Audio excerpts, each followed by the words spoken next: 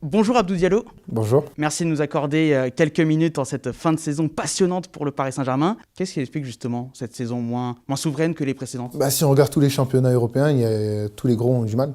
Aujourd'hui, le Real en Espagne, le Barça, pareil pour Liverpool.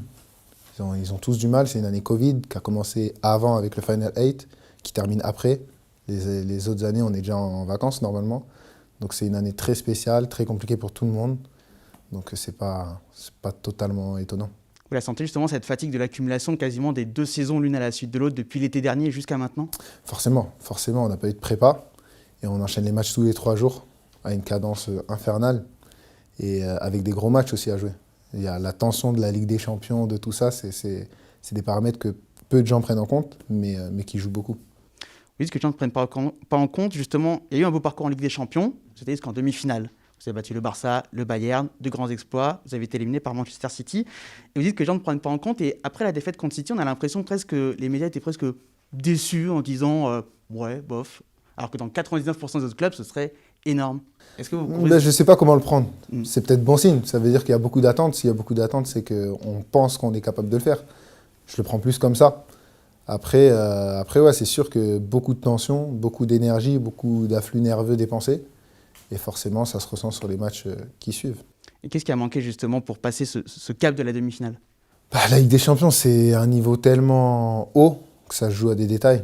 Ça se joue à des détails. On voit le match aller, on prend 2 buts, on va dire évitables, mais en même temps, c'est des faits de jeu qui font que tu contrôles très peu de choses. Le coup franc qui passe entre 2 joueurs, ça se joue vraiment à des détails. Donc c'est compliqué de poser une analyse vraiment sur ces matchs-là. Donc là, vous voyez la petite marge, le petit truc qui reste pour espérer avoir ce trophée suprême. On va dire que contre le Bayern, à l'aller, on a été dominé dans le jeu, mais on a été beaucoup plus réaliste. Donc ça nous a souri à la fin. Contre City, ça s'est inversé. Donc je pense qu'aujourd'hui, on fait partie de ces clubs-là. On fait partie de l'élite du football européen. Maintenant, comme je dis, il y a un match, ça se joue à très très peu de choses, surtout quand le niveau s'élève. Donc il faut continuer à travailler, continuer de progresser surtout. Et ça tournera en notre faveur pour la prochaine fois. Vous parlez des hauts et des bas. Vous aussi, votre saison, justement, ça a été fait de hauts et de bas. Si on se remémore quelques mois en arrière, il y a eu ce match à Monaco où vous avez dit qu'il y avait eu 99 de bons et 1% de dégueulasse, et notamment ce carton rouge et le penalty provoqué. Et il y a eu des très hauts, notamment votre présence dans les matchs aussi importants en Ligue des Champions. Avec un peu de recul, comment jugez-vous votre saison? À titre personnel, je suis plutôt positif. Positif parce que, comme tu dis, il y a eu des hauts et des bas. Mais je suis content d'avoir eu ces bas.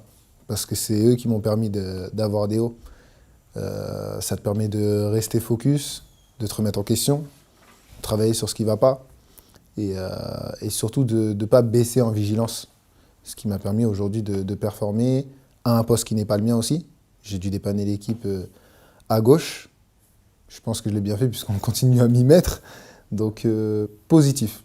Après, j'aspire toujours à mieux, forcément, mais positif. Vous avez surmonté ça, les petites contre-performances, et puis aussi les petits pépins physiques, la Covid à un moment donné, et aussi le fait que je joue pas un poste pour arriver titulaire en fin de saison. Ouais. Alors, l'autre tournant de la saison, pour vous, au-delà du PSG, c'est aussi le fait que vous ayez décidé de jouer pour l'équipe nationale du Sénégal, un choix très commenté. D'abord, venons-en à l'origine, peut-être. Qu'est-ce qui a été le déclic, le moment où vous vous êtes dit, là, cette fois-ci, mon choix est fait, ce sera le Sénégal et pas la France? Je ne vais pas t'inventer toute une histoire. Ça s'est pas fait en un claquement de doigts. Ça a été progressif. Je suis né en France et j'ai eu l'occasion d'aller au Sénégal avant de signer au PSG. Et quand j'y suis allé, tu sais, quand tu es de France, tu as des informations qui te viennent à la française, avec une vision franco-française.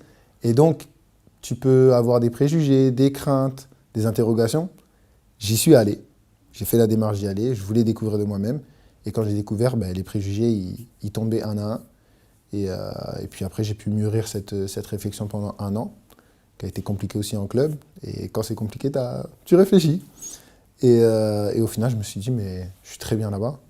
Je suis sénégalais. Et go. Justement, est-ce que vous avez des exemples de ce qui a changé dans votre vision des choses en allant sur place, justement? Parce que moi-même qui suis d'origine africaine, je sais ce que c'est d'avoir des préjugés. C'est quoi vos préjugés? On les connaît, les préjugés vus de France. problème d'organisation, problème de ci, de ça. Alors qu'en réalité, quand j'allais en sélection en France, c'était aussi bien organisé que quand je vais en sélection du Sénégal. On a une équipe de très haut niveau, un coach de très haut niveau, un bon staff. La fédération est derrière nous. Donc en réalité, il n'y a pas de problème. Franchement. En fait, c'est même compliqué de te dire qu'est-ce qui est bien, puisqu'en fait, c'est juste normal, c'est le haut niveau, quoi. Je ne baisse pas de niveau en allant au Sénégal. Et quel a été le rôle d'Aliou Cissé, le sélectionneur justement des Lions de la Teranga, dans votre décision? On sait que souvent il vient en Europe rencontrer les joueurs, les binationaux comme vous, qui peuvent éventuellement être appelés en sélection. Quel a été son rôle justement dans votre réflexion? Moi, ça ne s'est pas fait du tout comme ça. Comme je t'ai dit, ça a été un choix personnel, réfléchi. J'ai pris le temps. Et je l'ai eu une fois que j'avais pris ma décision. Je l'ai eu, il me semble, en janvier ou février. Parce que je faisais les démarches pour avoir les papiers, tout seul. Donc moi, c'est allé totalement dans l'autre sens. C'est moi qui suis allé vers la sélection. Et lui, il a été content que je fasse ces démarches-là. Et il m'a pris directement. Ça a dû les ravir, en tout cas. J'ai l'impression, parce qu'ils m'ont très bien accueilli au pays. Donc, ouais. Une petite parenthèse sur Idrissa Gana Gueye, comme c'est votre coéquipier qui joue aussi en sélection, j'imagine qu'il a fait un peu de lobbying, non, peut-être auprès de vous? Bizarrement, non. Bizarrement, non. Il m'a dit, honnêtement, c'est à toi de choisir. C'est à toi de choisir. Je comprends ta position de binational, parce que c'est une position spéciale et que peu de gens comprennent. Mais moi, je peux te dire comment c'est. Je peux t'expliquer comment c'est. Je peux te dire, viens voir. Mais après, c'est toi qui prendras ta décision. Et c'est ce que j'ai fait. Justement, sur la question des binationaux, alors il y a beaucoup de polémiques, de tensions, d'incompréhension parfois des supporters. Vous, par exemple, vous étiez capitaine de l'équipe de France Espoir. Ouais. Dans différentes interviews, vous parlez aussi de votre volonté de jouer l'Euro, par exemple, voire même les Jeux Olympiques. Et paf, au mois de mars, on vous voit avec l'équipe du Sénégal. Exactement. Est-ce que vous comprenez justement que chez certains, ça peut étonner, voire choquer parfois ce côté? Oui, parce que beaucoup de gens nous voient comme juste comme des joueurs. Un truc qui illustre ça, c'est que la plupart des gens m'appellent Diallo. Ils ne m'appellent pas Abdou. Donc, ils ne prennent pas en compte qu'on évolue, on grandit, on voit des choses, on comprend des choses. Et donc, nos choix, forcément, ne sont pas les mêmes à 16 ans qu'à 25 ans. Et bien heureusement, d'ailleurs, ce serait grave sinon. Donc, comme je te dis, c'est quelque chose que j'ai pris le temps de mûrir. J'ai pris le temps de découvrir par moi-même. Donc voilà, c'est normal qu'à 16 ans, tu es né en France, tu as toujours vécu en France, tu es formé en France. On te dit pour toi, c'est la France, tu es capitaine. Et en réalité, les saisons passent, les matchs, les ci, les ça, tu n'as pas de vacances. Donc tu n'as pas le temps de vraiment découvrir et de vraiment, te nourrir de toutes ces expériences-là, autres que celles du foot. Mais là, j'ai pu prendre le temps avant de signer au PSG. Et finalement, ça a changé ma vision. Parlons de ce voyage de 2019 avant que vous signiez au PSG. Lorsqu'on découvre le pays d'origine, et je suis encore une fois bien placé pour le savoir, il y a cette sensation d'arriver presque en terre promise finalement. Décrivez-nous un peu ce que vous avez ressenti à ce moment-là en termes même d'appartenance. Vous dites oui, je suis sénégalais, mais en termes d'appartenance à ce côté sénégalais, cette culture sénégalaise, qu'est-ce qu'en arrivant vous avez découvert qui vous fait dire là il y a des trucs comme ça, je suis sénégalais, je le comprends maintenant. En fait, tu sais, les parents, même s'ils t'ont en France, ils t'éduquent en France, etc., il y a toujours quelque chose qui leur reste. Tu vois, il y a une culture qui se transmet, c'est comme ça. Et en fait, je me suis rendu compte de plein de choses que mes parents m'ont léguées. Et je me suis dit, en fait, ça vient de là. C'est ici qu'on vit comme ça, c'est ici qu'on voit les choses comme ça, c'est ici qu'on réagit comme ça à certaines choses. Quoi, par exemple? Déjà, l'hospitalité. Tu sais, nous, on est le pays de la Teranga. Et quand tu vas chez des gens qui sont sénégalais, tu le ressens, même si tu es en France. Et quand j'arrive à l'aéroport, en France, c'est « bonjour, vos papiers ». J'atterris au Sénégal, « bonjour, ça va? Comment allez-vous » Et l'avantage aussi, c'est que j'y suis allé alors que personne ne me reconnaissait. Donc les gens, ils ne se comportaient pas avec moi comme ils se comportent avec Diallo, mais comme ils se comportent avec n'importe qui. Donc c'est des petites choses comme ça du quotidien, c'est la culture en fait qui est comme ça et dans laquelle je me retrouve totalement. C'est ça justement les petits signes, je sais pas, par exemple, moi je sais que pour moi c'est la cuisine par exemple, je peux mettre plein de sauces sur la scale comme ça. Le tchaboudienne, le mafé, tout ça c'est chez nous et on a grandi avec ça, tu vois. On a grandi avec ça. Et justement votre famille elle doit être fière j'imagine de vous voir jouer avec le Sénégal, comment elle a réagi en vous voyant jouer la première fois avec les Lions de la Teranga? Pareil, comme je t'ai dit, dans une famille binationale c'est spécial. C'est spécial, donc bah, tu as des gens qui vont se sentir beaucoup plus proches de la culture française, d'autres de la culture sénégalaise, d'autres qui vont être neutres. Donc même au sein de la famille, on voit pas toutes ces choses pareilles, tu vois. C'est vraiment, c'est spécial. Mais à la fin, ils m'ont dit, si c'est ton choix et que tu es heureux avec ça, nous on te soutient. Et finalement, quand j'y suis allé de moi-même, ils ont tous dit, on aimerait bien y aller la prochaine fois avec toi, machin. Donc non, c'est cool. En tout cas, cette volonté, au-delà de jouer avec le Sénégal, la volonté du rapprochement culturel aussi, c'est important de renouer avec les origines plus en profondeur. Bien évidemment, bien évidemment. Aujourd'hui, au-delà du foot, on représente un pays. On a toute une nation derrière nous qui a son histoire, qui a sa culture, qui a envie de vibrer avec cette équipe nationale. Et nous, on les représente, donc c'est pas seulement du foot, c'est bien plus que ça. Revenons au football un instant. Dans l'équipe du Sénégal, il y a du matos, comme vous avez dit. Il y a des joueurs incroyables à tous les postes, d'Edouard Mendy, le gardien, jusqu'à Sadio Mané devant, justement. Petite question peut-être à ce propos. Vu que le Sénégal a du matos, mais qui n'a pas de palmarès pour l'instant, pas de CAN en tout cas, maintenant, pour la CAN en janvier prochain, ça paraît presque obligatoire de gagner. Obligatoire. On fait partie des favoris, on va pas se cacher. On va pas se cacher. Tout le monde le sait, tout le monde le revendique, machin. Mais être favori, ça veut rien dire. Ça fait des années que le Sénégal est favori et c'est qu'un statut. C'est qu'une revendication. La réalité, elle se passe sur le rectangle vert. Il faut faire le taf. Parce que qui dit favori dit plus de responsabilités. Et si tu foires, ça fait grincer des dents. Donc, on va pas se cacher. Mais par contre, il faut faire le taf. Et jouer avec un joueur comme Sadio Mané, qui est une méga star, vous qui jouez au PSG avec des joueurs comme Neymar, comme Mbappé, est-ce que vous vous mettriez sur le même plan, par exemple, en termes d'ampleur? Bah, forcément. Parce qu'aujourd'hui, il est champion d'Europe, champion d'Angleterre. Il est ballon d'or africain. C'est... Il y a Eladji Diouf qui est avec nous en sélection.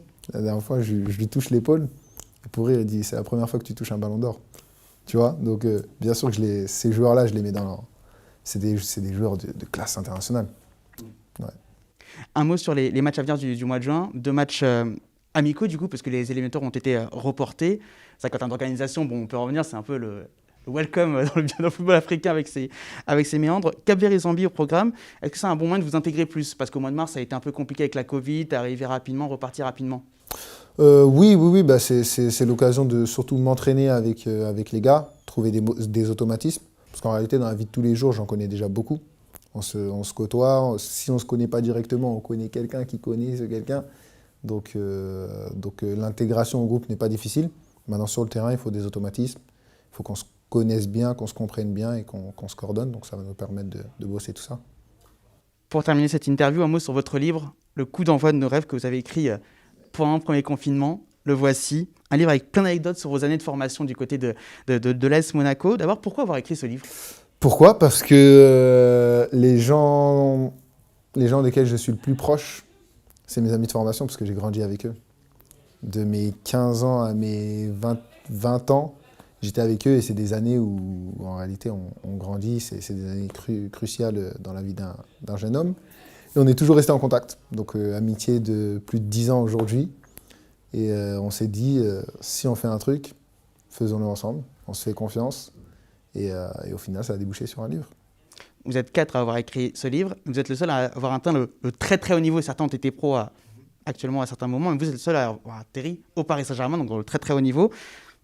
De ce constat-là, justement, qu'avez-vous eu peut-être de plus que vos 3 autres amis qui ont écrit le livre pour arriver à ce niveau-là? Alors, premièrement, il y en a un qui n'est pas fini. Il y en a un qui arrive très très fort, Dylan Bamboula. Il joue en Ligue 2 en ce moment. Et il est en train de retourner la Ligue 2 anglaise. Donc j'ai espoir qu'il touche à la première ligue. Là, j'espère qu'il ira en Championship direct. Et sinon, qu'est-ce que j'ai eu? C'est difficile de moi le dire, parce que c'est compliqué de se juger soi-même. Mais justement, ce Dylan, il a une anecdote. C'est qu'à l'époque, à Monaco, on était en pro ensemble. Et tous les matchs, on était remplaçants. Et moi, à chaque fois, je regardais la compo d'équipe comme si j'allais être titulaire. Et j'étais déçu d'être remplaçant. Mais tous les 3 jours, tu vois, c'est beaucoup, c'est répétitif. À un moment donné, il me regarde et il me dit, mais t'as cru quoi? C'est tout le temps comme ça, t'as cru quoi? Et je lui avais répondu, apparemment, je m'en souviens même plus moi, je m'entraîne pour jouer, je suis prêt à jouer. Et quand tu me mettras, t'inquiète pas, je serai prêt. Et selon lui, c'est ça qui a fait la différence. Donc... Comme Voilà. quoi, ça tient un peu de choses, hein, une C'est carrière ça. de footballeur. Il y a l'aspect financier également qui est abordé dans ce livre. On voit il y a beaucoup d'argent même dès l'adolescence, dès vos jeunes années, les voitures qui arrivent, la prime parfois du côté de Monaco, de Nice, de la Côte d'Azur plus généralement. C'est très facile de tomber dans la flamme finalement. C'est ce qu'on perçoit aussi également en lisant ce livre. Avec le recul, comment vous avez fait pour garder la tête froide, même une fois passé au niveau professionnel? Comment faire pour garder la tête froide et éviter de céder à tout ça? À titre personnel, j'ai été éduqué comme ça. Je viens pas d'un milieu favorisé. Bon, je vais pas faire la victime non plus, hein, voilà. Mais chez moi, tu jettes pas l'argent par la fenêtre. Tu connais la valeur de l'argent et c'est un état d'esprit que j'ai gardé encore aujourd'hui. Donc, pour moi, c'était naturel. Après, c'est sûr que pour beaucoup, ça ne l'est pas. Et quand ils ont un peu d'argent en poche, ils s'écartent un peu du droit chemin. Mais c'est l'âge, hein. C'est l'âge. Tout arrive vite, tout arrive tôt. Et il faut être adulte avant l'heure si on veut réussir. Il n'y a pas de secret. Dernière chose, il y a également les réseaux sociaux. On voit, vous parlez d'Insta, de Snap, etc. Dans le livre, il y a beaucoup de débats également actuellement autour des dangers des réseaux sociaux. Justement, vous, quelle est votre position là-dessus? Comment faire pour éviter les dangers, par exemple, parfois des mauvais messages qu'on peut recevoir, des mauvaises rumeurs qu'on peut recevoir, etc., etc. J'en parlais cette semaine avec mon agent d'ailleurs. Et je lui disais que je suis content d'avoir eu les réseaux tardivement.